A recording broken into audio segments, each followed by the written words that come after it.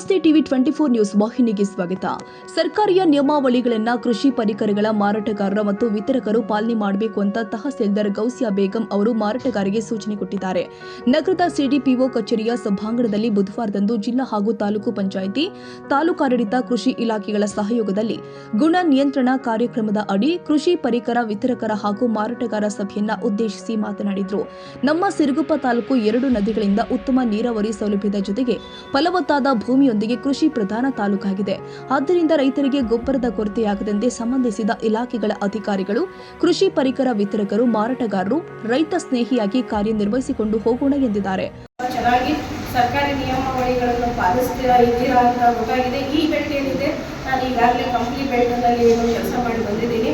ಅಲ್ಲಿ ಅವರು ತುಂಬ ಒಳ್ಳೆ ಪರಿಕರ, ನಾವು ಹೇಳಿದ್ದೆಲ್ಲ ಸರ್ಕಾರಿ ನಿಯಮಗಳನ್ನು ನೀವು ಸರ್ಕಾರಿಯ ಒಂದು ಇಲಾಖೆಯ ಭಾಗ ಇರಲಿಲ್ಲ ಅಂದ್ರೂ ಒಂದು ನೀವು ಅಂಗ ಆಗಿ ಇದ್ದೀರಾ. ಅದಕ್ಕೆ ನೀವು ನಿಮ್ಮದು ಸಹಕಾರ ನನಗೆ ತುಂಬ ಅವಶ್ಯಕತೆ ಇದೆ. ಅದೇ ಥರ ತಾವೆಲ್ಲರೂ ದಯವಿಟ್ಟು ಏನು ನಿಯಮಗಳಿದ್ದಾವೆ ಆ ನಿಯಮಗಳನ್ನು ಪಾಲಿಸಿ DAP ಬದಲಾಗಿ ಕಾಂಪ್ಲೆಕ್ಸನ್ನು ಬಳಸೋದಕ್ಕೆ ರೈತರಿಗೆ ಅವರಿಗೆ ತಿಳಿ ಹೇಳಿ. ಯಾಕಂದರೆ ಡಾಕ್ಟರ್ ಹೇಳೋದಕ್ಕಿಂತ ಅಗ್ಲ ಮಗ್ಲದವರು ಹೇಳೋದಕ್ಕಿಂತ ಅವರಿಗೆ ತಲೆಯಲ್ಲಿ ಹೋಗೋದು ಅವರಿಂದ. ಹೌದಲ್ರಿ, ಡೀಲರ್ಸ್ಗಳು ಇದು ತುಂಬ ಚೆನ್ನಾಗಿಟ್ಕೊಂಡು ಈ ಸಾರಿ ಬೆಳೆ ಚೆನ್ನಾಗಿ ಬರುತ್ತೆ ಅಂದರೆ ಅವ್ರು ತೊಗೊಂಡ್ಬಿಡ್ತಾರೆ. ಯಾವ ಥರ ಯಾರು ಹೇಳಬೇಕು ಅವರೇ ಹೇಳೋದ್ರಿಂದ ಅದು ಸರಿ ಹೋಗುತ್ತೆ. ಕಾಂಪ್ಲೆಕ್ಸ್ ಕಡೆ ಹೆಚ್ಚಿನ ಗಮನ ಹರಿಸಲಿಕ್ಕೆ ಅವರಿಗೆ ಹೇಳಿ. ಯಾಕಂದರೆ ಯೂರಿಯಾ ಜಸ್ಟ್ ಅವರ ಒಂದು ತೃಪ್ತಿಗೆ ಅದು ಯೂರಿಯಾ ಹಾಕ್ತಾ ಇದ್ದಾರೆ ಅಂತ ನಮಗೆ ಗೊತ್ತಾಯಿತು. ಡೀಲರ್ಸ್ಗಳಾಗಿರಬೇಕು ಅಂತ ನಮ್ಮ ಮಾನ್ಯ ಮುಖ್ಯಮಂತ್ರಿಗಳನ್ನೇ ಹೇಳಿದ್ದಾರೆ.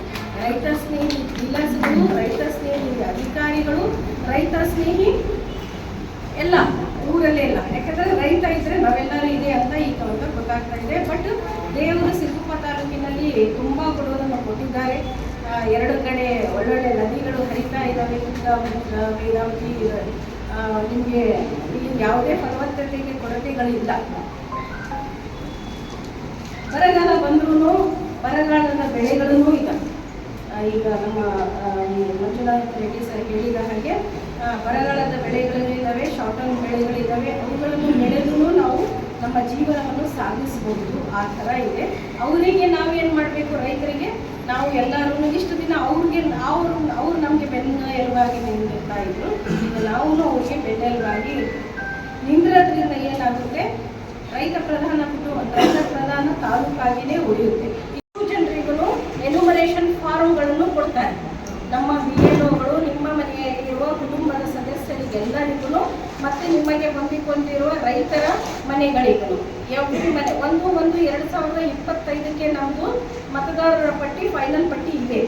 ಆ ಪಟ್ಟಿಯಲ್ಲಿ ನಾವು ಈಗಾಗಲೇ 98% ಅಷ್ಟು ಇದು ಮಾಡಿಸಿದ್ದೀವಿ, ಮ್ಯಾಪಿಂಗ್. ಅಂದರೆ ನಿಮಗೆ ನಿಮ್ಮ ಮಕ್ಕಳ ಜೊತೆಗೆ, ನಿಮಗೆ ನಿಮ್ಮ ತಂದೆಯವರ ಜೊತೆಗೆ, ನಿಮ್ಮ ಅವಾಗ ಯಾರ್ಯಾರ್ದಿದ್ದು 2022ರಲ್ಲಿ ಅವರಿಗೆ ತಗೊಂಡು 25ರ ಒಂದು ವೋಟರ್ ಲಿಸ್ಟಿಗೆ ನಾವು ಮ್ಯಾಪಿಂಗ್ ಮಾಡಿಸಿದ್ವಿ. ಈಗೇನು ಮಾಡಬೇಕು, ನೀವು ನಿಮಗೆ ಎನ್ಯುಮರೇಷನ್ ಫಾರ್ಮ್ಗಳನ್ನು ಕೊಡ್ತಾರೆ. ನೀವು 2002ರಲ್ಲಿ ನೀವಿದ್ದೀರಾ ಅಥವಾ ನಿಮ್ಮ ತಂದೆಯವರು ಇದ್ದೀರಾ, ಅದಕ್ಕೆ ನಿಮ್ಮದು ಫಾರ್ಮ್ ತುಂಬಿಕೊಡ್ಬೇಕು. ನೀವು ಎನ್ಯುಮರೇಷನ್ ಫಾರ್ಮ್ ತುಂಬಿ ನಮಗೆ ಕೊಟ್ಟಾಗಲೇ, ನಮ್ಮ BLOಗೆ ವಾಪಸ್ ಕೊಟ್ಟಾಗಲೇ, ಇಲ್ಲ ಆನ್ಲೈನಲ್ಲಿ ಆದ್ರೂ ನೀವು ಕಳಿಸ್ಬೇಕು, ಇಲ್ಲ ನಮ್ಮ ಆಫೀಸಿಗೆ ಬಂದು ಕೊಡಬೇಕು. ಕೊಟ್ಟಾಗಲೇ ನಿಮ್ಮ ಒಂದು ಹೆಸರು 1 ತಿಂಗಳಾಗುತ್ತೆ. ನಿಮ್ಮ ಮನೆಗೆ ತಿರುಗ್ತಾರೆ ನಮ್ಮ BLOಸ್. ನಿಮ್ಮ ಮನೆಗೆ ಬರ್ತಾರೆ, ಎನ್ಯುಮರೇಷನ್ ಫಾರ್ಮ್ ಕೊಡ್ತಾರೆ, ನೀವು ತುಂಬಿ ವಾಪಸ್ ತಗೊಂಡು ಬರ್ತಾರೆ. ಯಾವಾಗಿಂದ 30 ಜೂನಿಂದ 29 ಜುಲೈವರೆಗೆ. ಅದು ಆದಮೇಲೆ ಸೆಪ್ಟೆಂಬರ್, ಜುಲೈ, ಆಗಸ್ಟ್ನಲ್ಲಿ ನಿಮಗೆ ಆಗಸ್ಟ್ 7ಕ್ಕೆ ಕರಡು ಮತದಾರರ ಪಟ್ಟಿ ಆಗುತ್ತೆ. ನೀವು ವಾಪಸ್ ಕೊಟ್ಟಿಲ್ಲ ಅಂದರೆ ನಿಮ್ಮ ಹೆಸರು ಬರಲ್ಲ. ಡ್ರಾಫ್ಟ್ ಅಂತ ಸ್ಟಾರ್ಟ್ ಆಗುತ್ತೆ.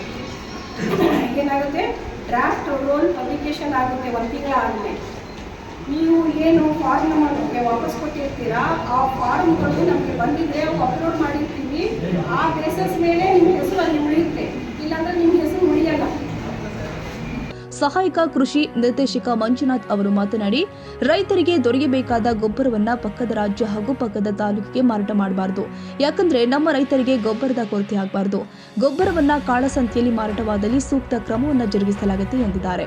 ಬೀಜ ಮತ್ತು ಗೊಬ್ಬರದ ವಿತರಣೆಗೆ ಸಮಸ್ಯೆಯಲ್ಲಿ ಕಂಡುಬಂದಲ್ಲಿ ಕೂಡಲೇ ಇಲಾಖೆಯ ಗಮನಕ್ಕೆ ತರಬೇಕು. ಮಾರಾಟಗಾರರು ತಮ್ಮಲ್ಲಿ ಇರುವ ಗೊಬ್ಬರದ ಸಂಗ್ರಹ ಮತ್ತು ಮಾರಾಟದ ಬಗ್ಗೆ ನಿತ್ಯವೂ ಕೂಡ ಇಲಾಖೆಗೆ ತಿಳಿಸಬೇಕು. ಈಗಾಗಲೇ ನಮ್ಮ ಇಲಾಖೆ ಜಂಟಿ ನಿರ್ದೇಶಕರು ತಾಲೂಕಿನಲ್ಲಿ ಪರಿಶೀಲನೆ ಮಾಡಿದ್ದಾರೆ. ಜಿಲ್ಲಾಧಿಕಾರಿಗಳು ಯಾವ ಸಮಯದಲ್ಲಾದರೂ ಪರಿಶೀಲನೆಗೆ ಬರಬಹುದು. ಎಲ್ಲರೂ ಕೂಡ ಪರವಾನಗಿ ನವೀಕರಣ, ದಾಸ್ತಾನಿನ ವಿವರವನ್ನ, ದಾಖಲೆಗಳನ್ನ ಸರಿಯಾಗಿಟ್ಟುಕೊಳ್ಳಬೇಕು. ಇಲ್ಲವಾದಲ್ಲಿ ಕೂಡಲೇ ಪರವಾನಗಿ ರದ್ದು ಮಾಡಲಾಗುತ್ತೆ ಎಂದಿದ್ದಾರೆ.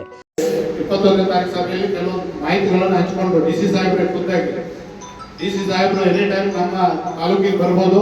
ಅವ್ರು ಬಂದ್ರೆ ಡೀಲರ್ ಶಾಪ್ ವಿಸಿಟ್ ಮಾಡಿದ್ರೆ ಅವರು ಸೀಡ್ಸ್ ರಿಜಿಸ್ಟರ್ ನೋಡ್ತೀನಿ ಅಂತ ಹೇಳಿದ್ದಾರೆ. ಸೀಡ್ ಸ್ಟಾಕ್ ಯಾರು ಬೀಜ ಮಾರಾಟಗಾರರು ಇದ್ದೀರಿ, ನೀವು ಸೀಡ್ ರಿಜಿಸ್ಟರ್ ಅನ್ನು ಮೇಂಟೈನ್ ಮಾಡಿರ್ಬೇಕು. ನೀವು ಮಾಡ್ತಾ ಇದ್ದೀರಾ ಅದನ್ನ ಸ್ವಲ್ಪ ಅಚ್ಚುಕಟ್ಟಾಗಿ ಮೇಂಟೈನ್ ಮಾಡಿ, ನಾವು ಬಂದು ಪರಿಶೀಲನೆ ಮಾಡಿ ಕೆಲವೊಂದು ಕಡೆ ಸೈನ್ ಮಾಡಿದ್ದೀವಿ, ಆ ಥರ ಎಲ್ಲ ನೋಡ್ತಾರೆ. ಸೀಡ್ಸ್ ರಿಜಿಸ್ಟರ್ ಮೇಂಟೈನ್ ಮಾಡಿ.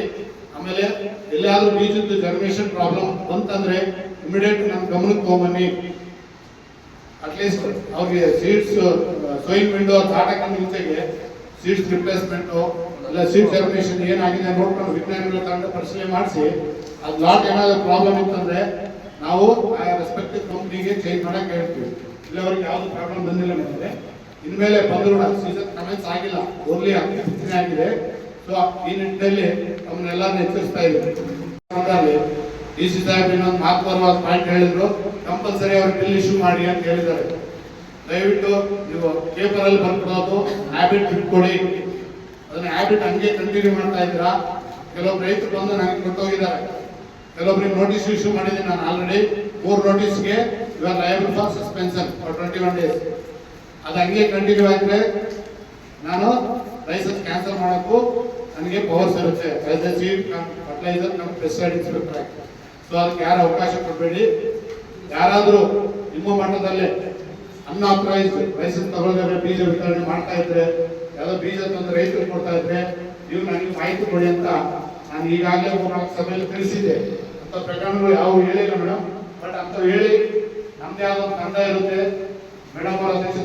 ಹಂಗೇನಾದ್ರು ಇತ್ತಂದ್ರೆ ನಾವು ನಿಮ್ದು ಗೌಪ್ಯತೆ ಇಟ್ಕೊಂಡು ನಾವು ಅವ್ರ ಮೇಲೆ ಕ್ರಮ ಜರುಗಿಸ್ತೀವಿ. ಆ ತರಕ್ಕೆ ಯಾವ ಅವಕಾಶ ಕೊಡಬೇಡಿ. ಮೊದಲೇ ಕೃಷಿಕರ ಪರಿಸ್ಥಿತಿಯಲ್ಲಿ ನಮ್ಮ ಒಂದು ಕೃಷಿಕರು ಇದ್ದಾರೆ. ಇದಲ್ಲದೆ ಇನ್ನು ರಸಗೊಬ್ಬರಕ್ಕೆ ಬಂದಂತೆ ಕಂಪಲ್ಸರಿ ಈಗಾಗಲೇ ಎಲ್ಲರೂ ರೇಟ್ ಬೋರ್ಡ್ ಡಿಸ್ಪ್ಲೇ ಮಾಡ್ತಾ ಇದ್ದೀರಾ, ರೇಟ್ ಬರೀತಾ ಇದ್ದೀರಾ, ಇದು ಸ್ವಾಗತರ ಮೇಡಮ್. ಇದು ಕಂಪಲ್ಸರಿ ಲಾಸ್ಟ್ ಇಂದ ಹೇಳ್ತಾ ಇದ್ವಿ, ರೇಟ್ ಬೋರ್ಡ್ ಹಾಕ್ತಾ ಇದ್ದಾರೆ.